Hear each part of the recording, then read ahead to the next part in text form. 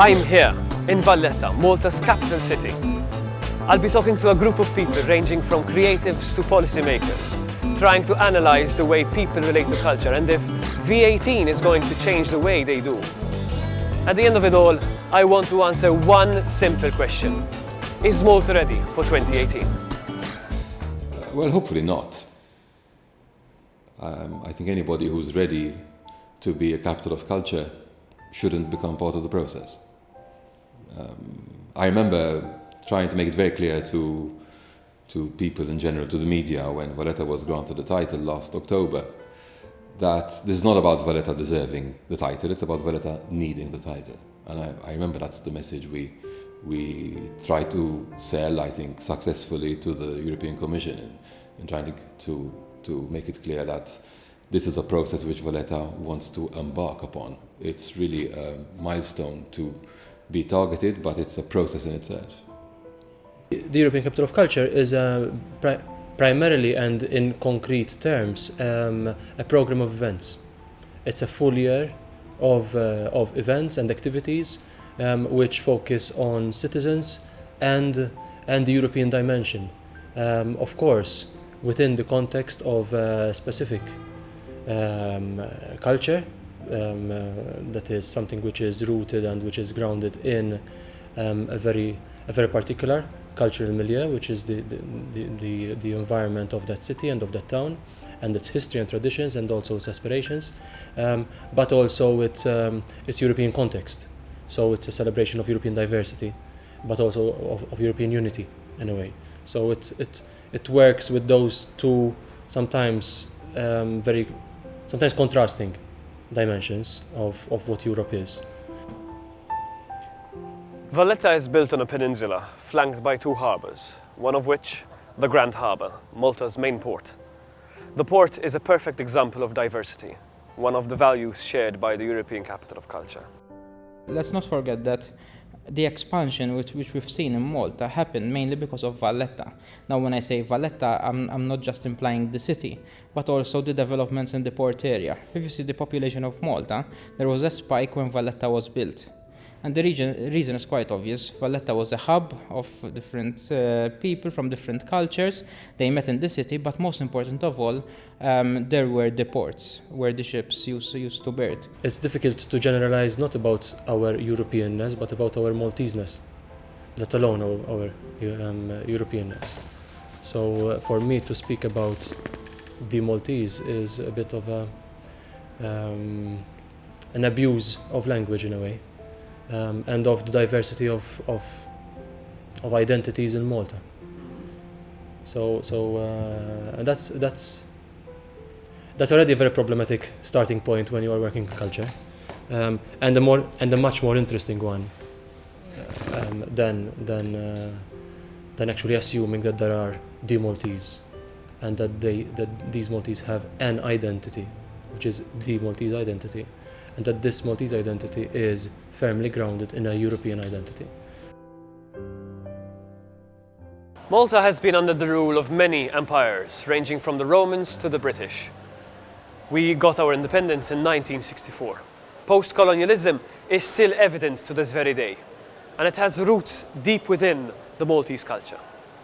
I am not able to imagine national identity and national creative identity. Because you can't create it. It's either there or it's not. If it was there, we could say this is our national identity.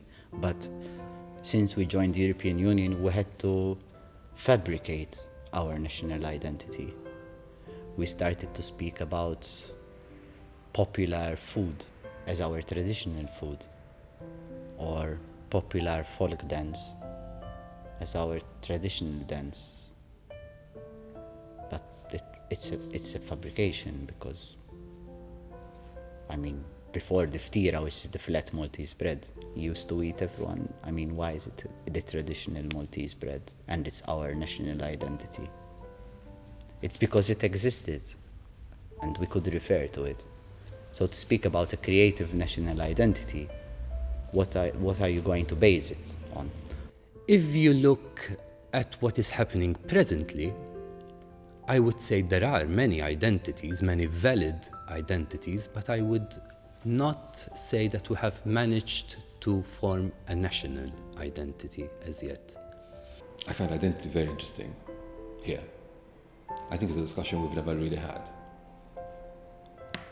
I think what's happened over the last 50, 60 years in Malta, essentially what's happened post-war, has been so rapid, and we've jumped so quickly out of war damage and destruction, into independence, into becoming a country within the European Union. We never really actually did stop to have that discussion. It might have happened a bit in the middle of the 60s, but again, things developed so rapidly and so differently maybe to the way that we thought they would, that it might even have become an unimportant discussion.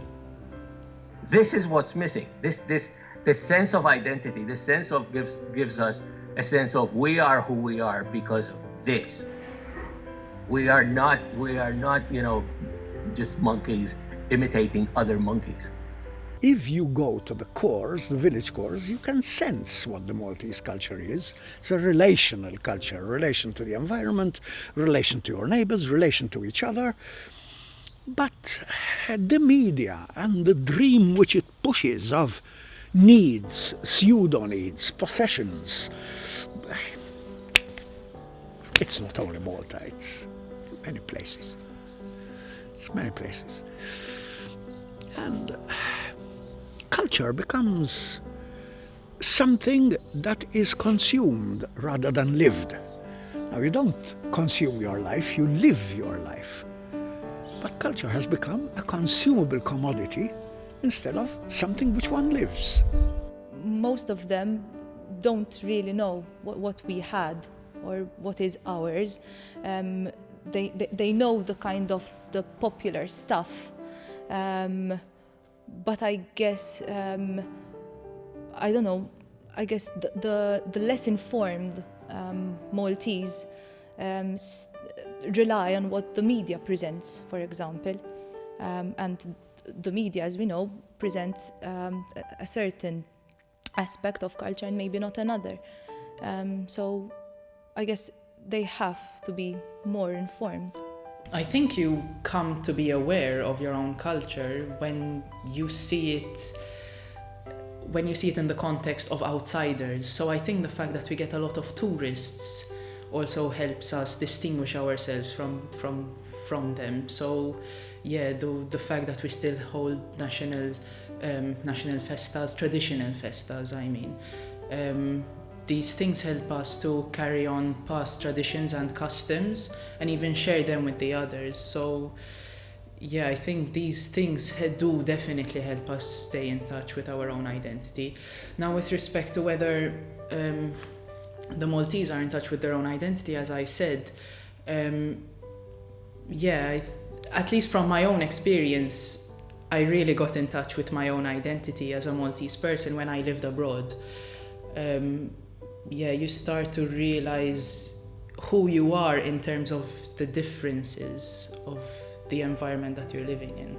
I was really trying to portray the thing that I find the most interesting about Maltese culture, which is this extreme contrast. You have I Love MTV that comes, but then you also have a guy with a donkey and a cartoon walking through villages selling potatoes. I think that's amazing, and both are true, but it's also true that they coexist. So if we only showed the potato seller, we would have had a really folky thing, and if we only showed the MTV thing, we would have had a very one-sided. So I was really trying to show that sort of contrast, which is, I think, an extremely interesting combination.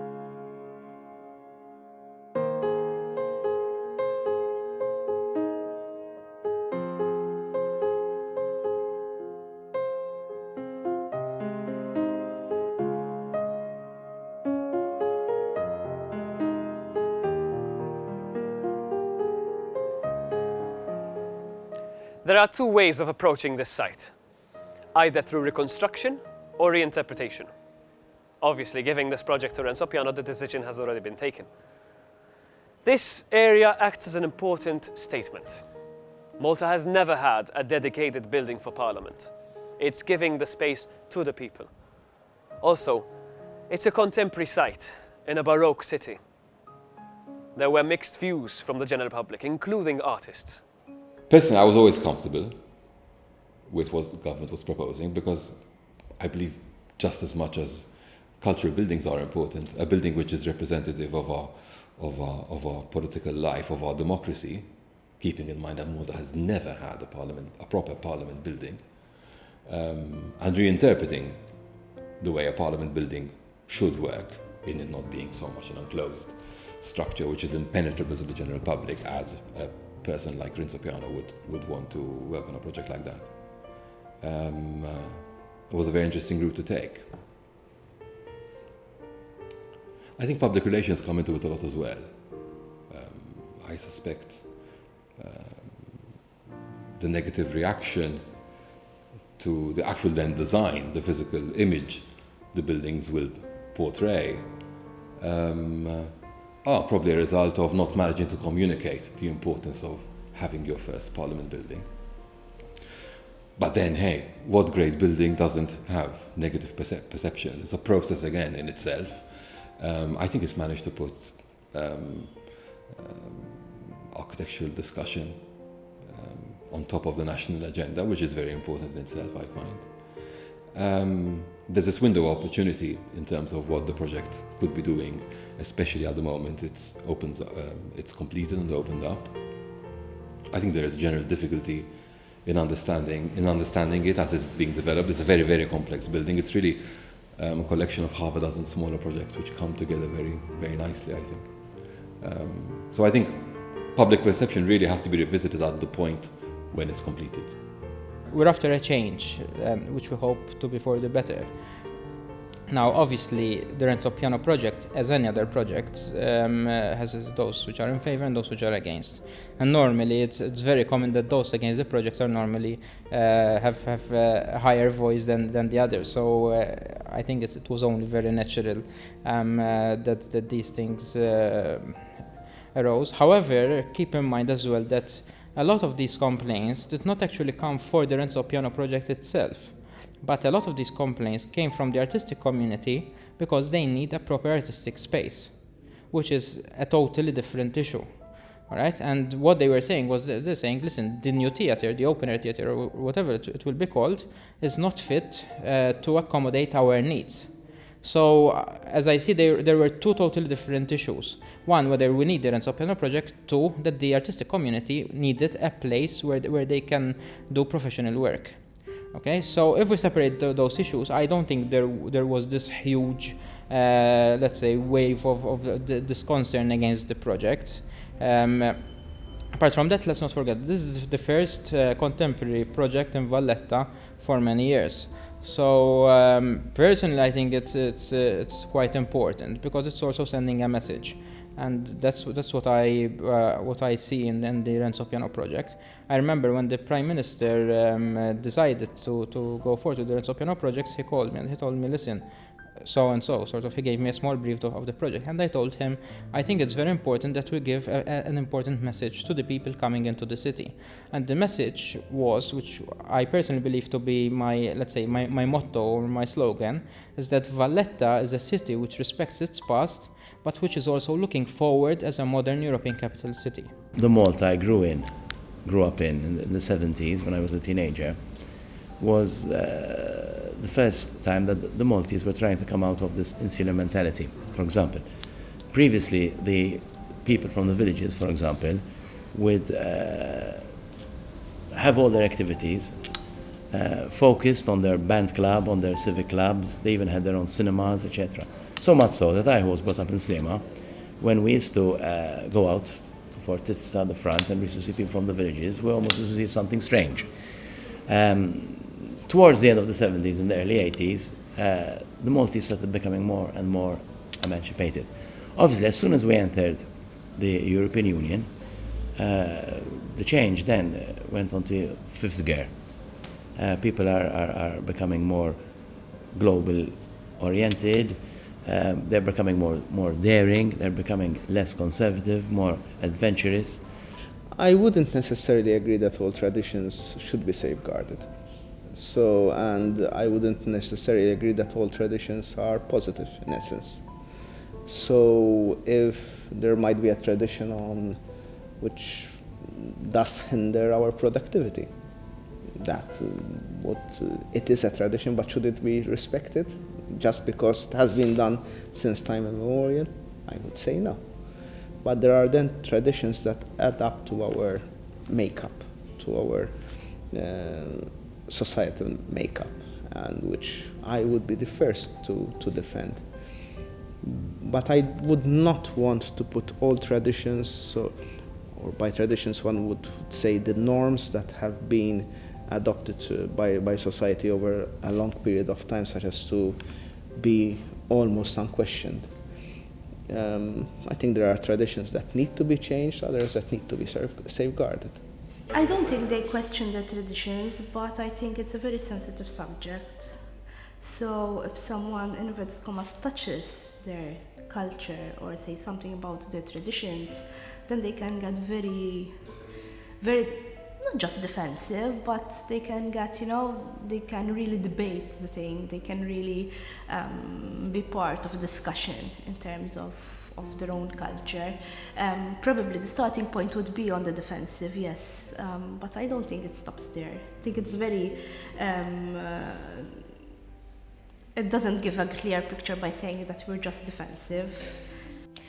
I guess it's a vicious circle that we've been grown into, and we're afraid sometimes to go out of that vicious circle. Like we're in our comfort zone, we're ready to present like that bit we know, and we're to tie back to the fact of deviance. We're not ready to deviate that much. So I guess it's a vicious circle. It's the bit that I know, I pass it on to I don't know, my children, and then it goes on like that. We're in a particular juncture of our history where we can get, we will be getting over 3 or 4 years so many unique anniversaries. And this is a moment in time where we can challenge tradition. Tradition has it that we have to be divided on which festivities we think are our own. And this is one of the traditions I would rather go without.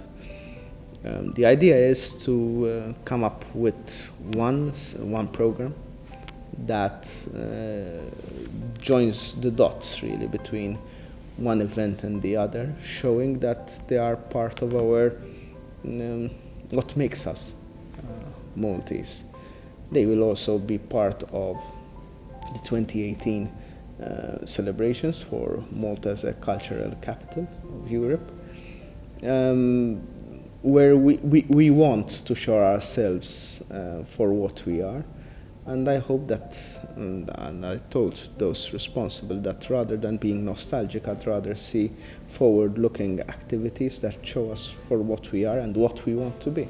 I think that this is a problem that comes from two things. One, it's the island syndrome, the fact that Malta is a small country and is literally isolated. That's where the etymology of the word isolation comes from. It's from island, isn't it? And so that in itself, I think, contributes to this quite significantly. The other is our post-colonial reality. That is to say, for centuries, if not for millennia, Malta has always said, yes sir, 3 bags full to a colonial master. And it is only now that we have the first generation of creatives who was not born even in a time that they know anything in terms of the colonial presence as a physical presence, other than the mental presence that still is, and the cultural presence that's around us in the architecture, in the public spaces, and in street names, and in the names of people. In some cases, even in the names that the people of this generation are given, clearly. When you see the mixture of in our language which is the only national language in Europe of Arab origin. It's a mixture of Arabic, of Sicilian, of Italian, Tuscan Italian, and now we also have 3-4% of British words in our language. Just imagine this mixture whereby you get an English word which is kettle, which is then transformed into the Maltese word kitla, nearly Italian, but then give it the Arab plural ktili, or the Italian word campana, which becomes ampina, so it's perceived to be as an Arab word, and then gets the Arab plural nipen. So this is on the linguistic level. This is something we really have to offer. It's unique, with something which nobody has. And unfortunately, in history, we have had so many diatribes because of the language. We have had the language question between 1880 and 1930, more or less around 50 years of governments collapsing because of which language, whether it was Italian or English to use or Maltese at the end. What was considered to be a drawback in the past is, I consider, to be an asset in the present. Yes, we have to keep on adding new words. We have to be creative, inventive with the way we use language, because language is something which is alive. People make the language after all. It is there to communicate. So yes, this change is inevitable. I think, to start off, the Maltese have a very strong sense of national identity. Not necessarily national, but cultural in terms of our traditions. I think the main aspect of our identity is the language. I think the fact that a very small island in the middle of the Mediterranean that no one knows about has its own language is a very, very crucial part of our identity. I think it very much depends on the attitude the teachers take towards literature. The syllabi and the curriculum might help a bit, but not very much. For instance, if we have a look at the texts students have to study for their ordinary level, the anthology itself, by looking at its cover, you would notice that the colors used in the cover aren't that appealing. They're very much dark colors. A second point one would notice upon opening the anthology is that the texts are organized in an alphabetical order and not in an order dictated by logic or some other sort of arrangement. And the first text they would come across is about death, dealing with the death of immigrants, which isn't a very pleasant theme to study for your first text, for your ordinary level. There are other aspects of the presentation, for instance, line spacing, which is very much cluttered, which do not give the impression of something which is appealing, which is practical for students studying at their ordinary level. I think the education system has been not working. Not has not been working, has been not working. For quite a few years, the system is not living up to what it should live up to. Formation of teachers, many people looking at it as a job and not as a calling, as a love of teaching. That's one part. The other part, I doubt how many parents send their children to education for the love of education and not to come out with a good salary in the end.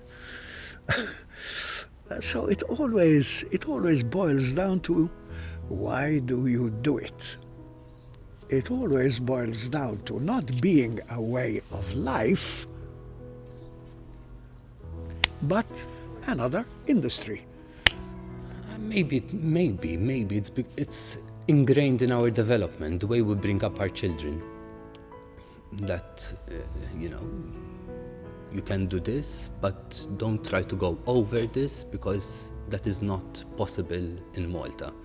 We don't try to potentiate our children's abilities, and we don't instill a sense of good pride in them. There are students out there who aren't actually into language, for instance, and who are writing good material, who are risking, who are taking risks. Yet because they are not coming from a culture which encourages such writings, they don't publish them. They don't go ahead and share these writings with other friends of theirs, with colleagues, with other authors. So I suspect that there is a community of authors, and I'm talking about writers because that's the main field I'm coming from. I suspect that there is a community of writers who are taking risks, yet who do not think of themselves as writers, and therefore they're laid back, and therefore they can't improve on their writings. All my teachers and all the adults I knew as I was growing up and studying my teens and early 20s, it only stopped in my mid-20s really, they all put me down for saying I want to work in something creative or cultural. Everyone says, it's not possible, that's just a hobby, that's just a dream. I was hard-headed enough to keep at it, and there was a point where they gave up, where they said, that's what you want to do, then continue doing it. They saw that I was doing a small living at least off of it, so they kind of cooled off and accepted that. Now, if that is not addressed, and we're telling children, yes, be part of this, yes, do this, yes, be creative, there's an opportunity for you there. But every teacher they encounter, or at least the majority, even their parents tell them, but that's all a hobby. You have to hit the books. You have to be a lawyer, or an architect, or an accountant, God damn it, or an engineer. That is a real job. Culture is a hobby. Then all the work that Valletta 2018 is doing with children, let's say not all of it, but 50-75% of it is going to be wasted, just because you're giving someone the energy, the push to want to do this, but you're not giving them the framework in which to do it. Okay, Valletta 2018 as a foundation, or myself and the people who work within the foundation, I'm not a fairy godmother. I can't just change people's attitudes. But what you can do is start from a grassroots level. So the two key factors are audience development and artist development. Culture is strongest in Malta at its grassroots, at its community level. So you've mentioned religious festivals.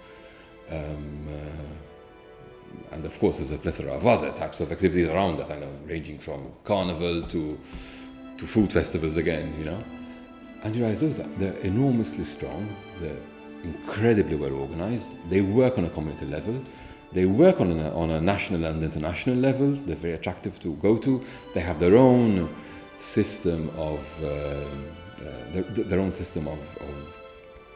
funding as well.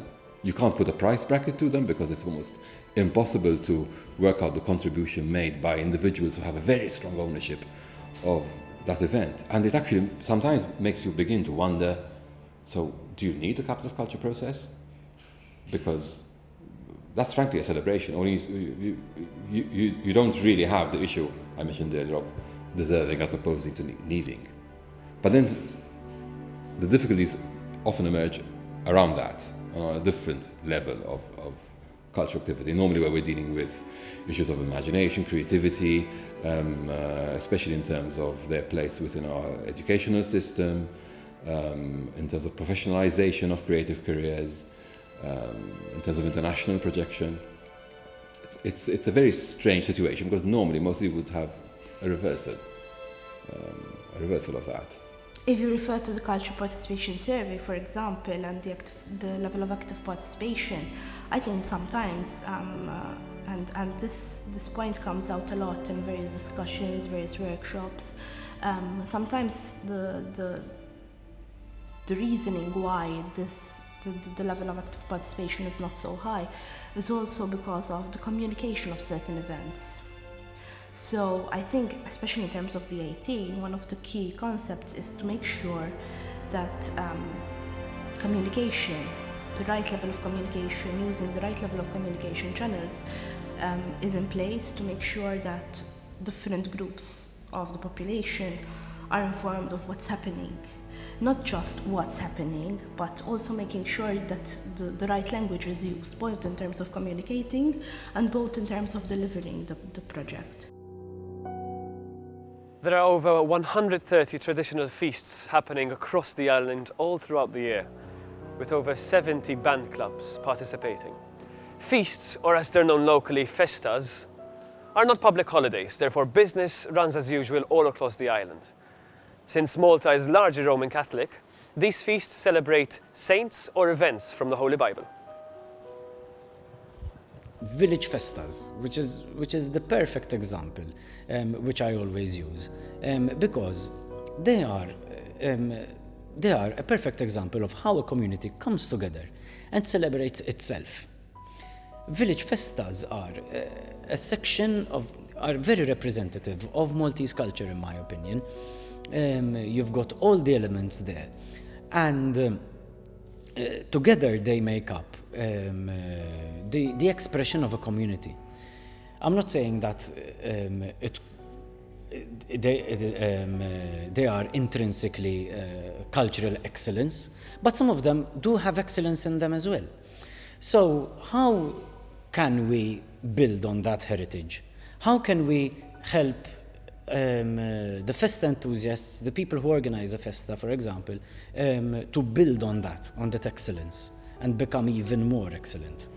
How can we build on that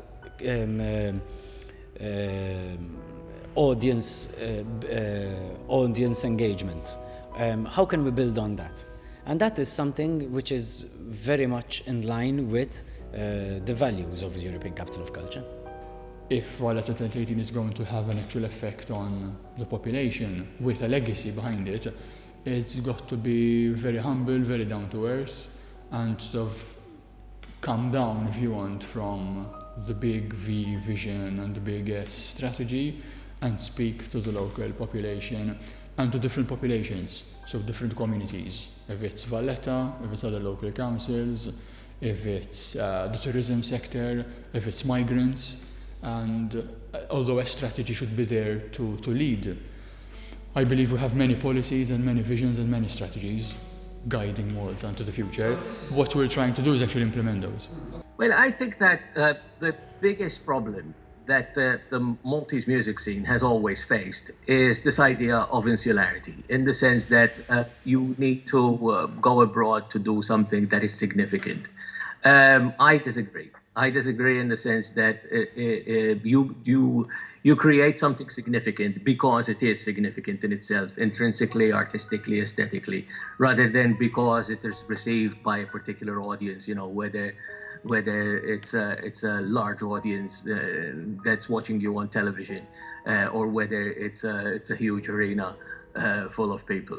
We are a post-colonial country, so everything that comes from abroad is by default good or extraordinary. So people go there, but I don't think that these artworks are really speaking to them.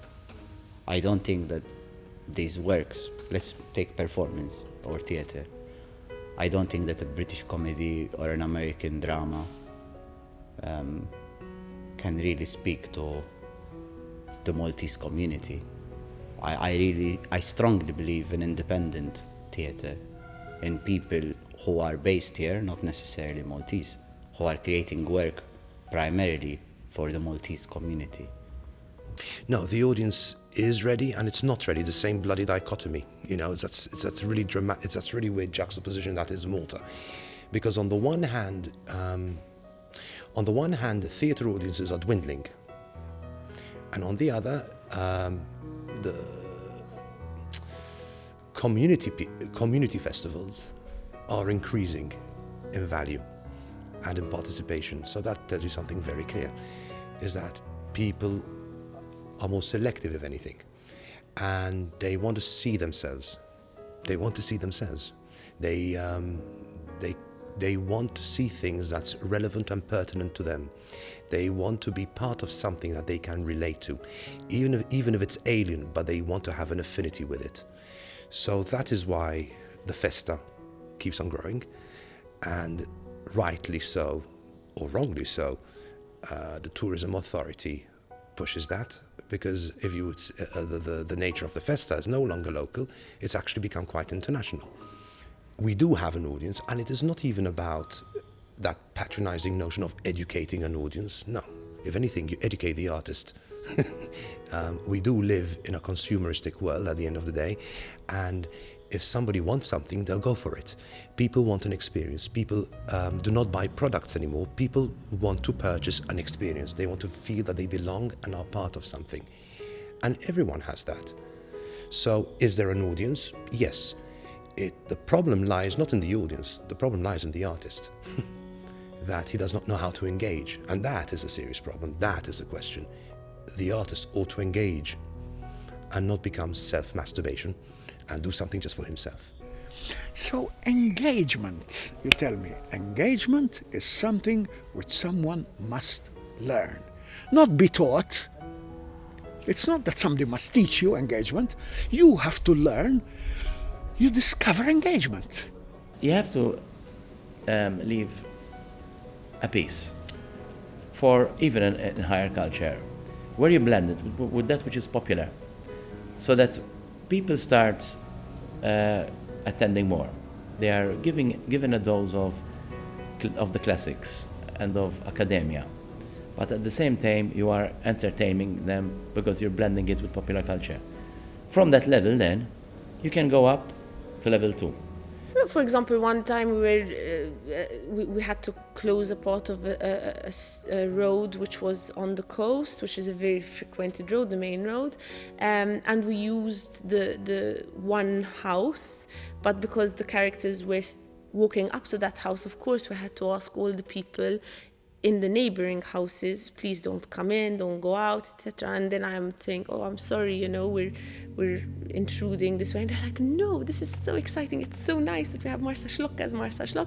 And then one day we shot in Bormland. We had a big crane shot along a whole long street, and we had to put a massive 18K on a cherry picker at the back. And I mean, for half a day and the whole night, we had completely uprooted this street. And I thought, oh my God, we're going to have, you know, grumpy people. Not at all. On the contrary, they were so nice, and some of them came telling me that they had seen either the trailer or they had read an article, or they recognized Claire, who's playing Arjus, who's playing Sharon, and she was very sweet and gave them autographs. So they asked whether they can stand in their balcony and be an extra, and they wouldn't look into camera.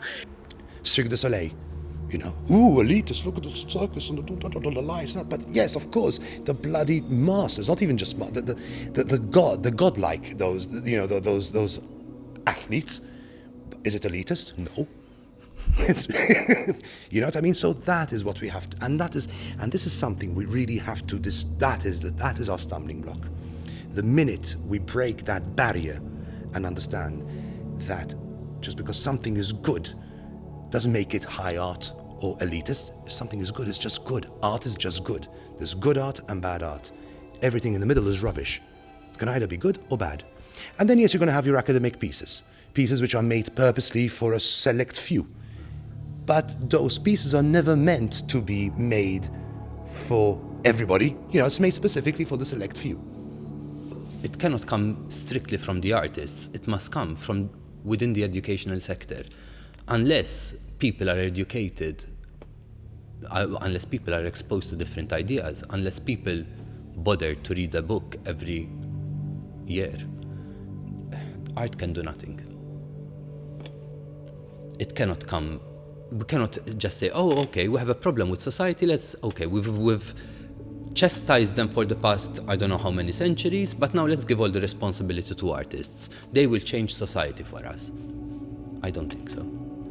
Unless artists have close and direct links with educators, policymakers, and etc., nothing will change. I remember the root of the term imagination actually came from a lot of work we were doing with schools and the difficulty we had in working with schools. We called it the Ken Robinson syndrome, in that it's incredibly difficult in Malta, as in many countries I'm aware, but I think particularly in Malta, to have people understand how important creativity is, especially in early ages of education, and that this impacted imagination in itself.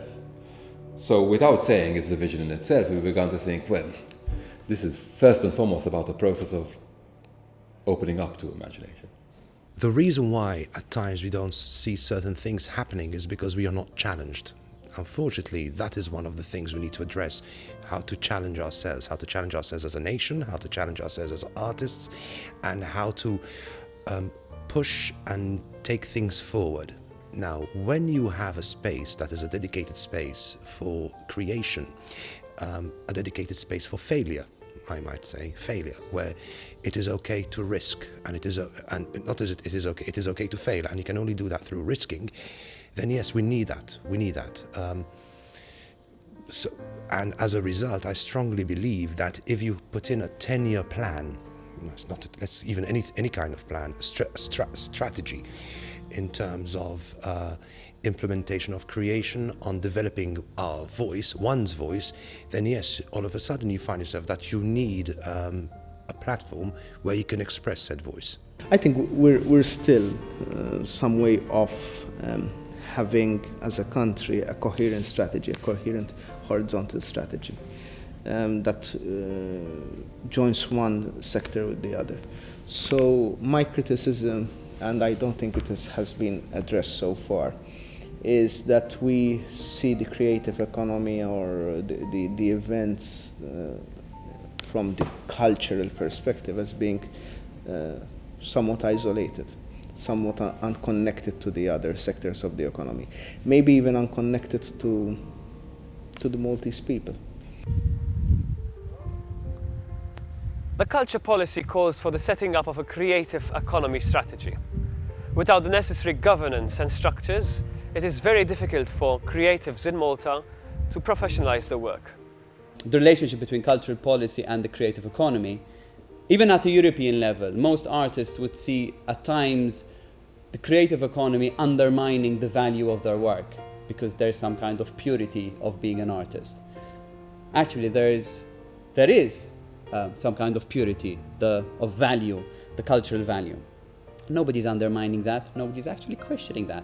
But actually, what we're saying is that people who want to continue developing this at a professional level have the right to do so, have the right to be considered professionals, but professional in terms of generating employment, and also be treated as professionals. And what we're saying is that there's a potential here, which we're sitting on, which we can maximize further. And the fact, even the Arts Council now is in the process of not only endorsing the creative economy, but also implementing the necessary governance changes which were proposed over there. I don't think I will see a creative industry in my lifetime in Malta. Maybe when I'm very old and I cannot I say, wow, it happened, this is fantastic. But no, at the moment, I mean, most of the people who studied or trained professionally are not on the island. Especially the young ones, and I think the young ones can make the creative industry. And there isn't the audience for it. And we always speak about selling abroad. I don't know how abroad will perceive our work because of our insularity, because of our styles. The Valletta 2018 Foundation is focusing on building tomorrow's audiences, children and young people.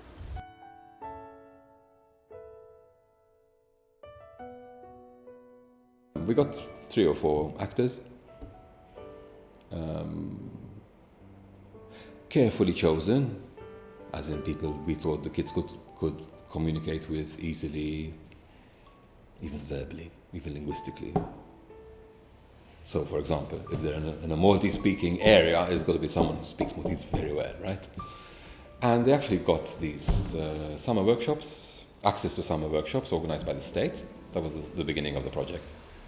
And they were told, look, there's this thing called V18, okay? They're meant to organize this really big event in 2018, okay?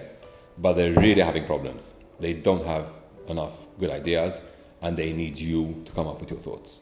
So we really think you're the guys who can come up with this, because, you know, those adults up there really have no idea how to go about this. So we're going to spend all summer working on your thoughts, your ideas. We'll work them out, we'll see if they can work, and then we're going to get somebody along to help you present it. Anyway, in brief, this ended up being a program for 400 kids in summer. Most of the summer schools organized for primary schools, government primary schools. They each had animators, but nothing more than that, to help them go through their thoughts, and eventually got an artist involved in drawing up with them what the proposals could be. And then they were told they're going to compete. And the best ideas will be, you get to meet the people in V18 and you try and work them together. That was marvelous. They were all on board. It became a competition between localities, not just communities. And frankly, they had some really great ideas. My favorite one was the guy who wanted to build a chocolate factory in Valletta. Personally, I think that it's not about organizing a big cultural event, but rather bringing this culture change. And we all know that culture change takes ages. It doesn't happen in 4 or 5 years. However, I think it's the first stepping stone for this culture change which we envisage. And in fact, for us, it's practically more important what will happen after 2018 than the year itself. I think it will be, I hope, or I see it, or I imagine it, more vibrant and more colorful. Maybe people will stop auto-censoring what they want to say. It's something very huge, in my opinion, that we don't speak about, that people in Malta now are auto-censoring themselves. They want to say something, but they decide not to. Or they want to draw something, but they decide not to. No one is telling them you can't do it, or no one is punishing them. No one will punish them, but they don't do it. Someone wants to be a dancer, but he doesn't. Someone wants to do theater, but he doesn't do it. Maybe with these incentives and infrastructure and a lot of seeds, people will be more confident to say, I am an artist, and this is what I do, and I think it's very important for my community that there is someone like me who wants to bring the other thing in the community, because art provokes the brain, the mind, and we are not only made of flesh and bones, we have a soul and we have a brain.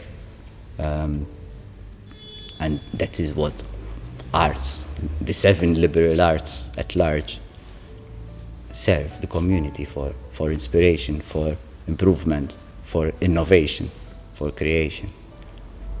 I think this will improve in the next 5 years. There are issues in the sense that there are things that we are addressing, there are things that we know about. There is sometimes an issue of communication between the sectors, for example. There is an issue, for example, sometimes we feel of communication between the institutions. There is an issue of communication sometimes between the artists and the practitioners. We understand that it is also in our nature to be a little bit defensive of our own achievements and of our own little empires. And it's sometimes it comes as second nature to us.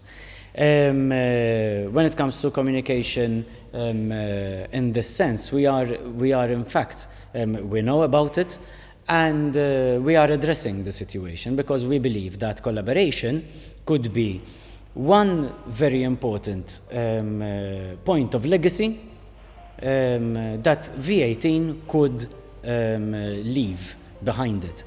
In the sense that if we could introduce this idea of collaboration, idea that bringing people together, sharing ideas, sharing notes even, on practices, on good practices, on how to deal about things, this could be one very tangible outcome of a successful European Capital of Culture. I think we really need it. Rather than we're ready for it, I think we really need it. I think it's an incredible opportunity, not just for the cultural industry. I think it's an incredible opportunity for Malta and Gozo as a whole. It's the very first such event of such a high European but also international caliber. It has it's an amazing opportunity locally. Is Malta ready for 2018? Malta is ready for 2018, and it's not ready at the same time.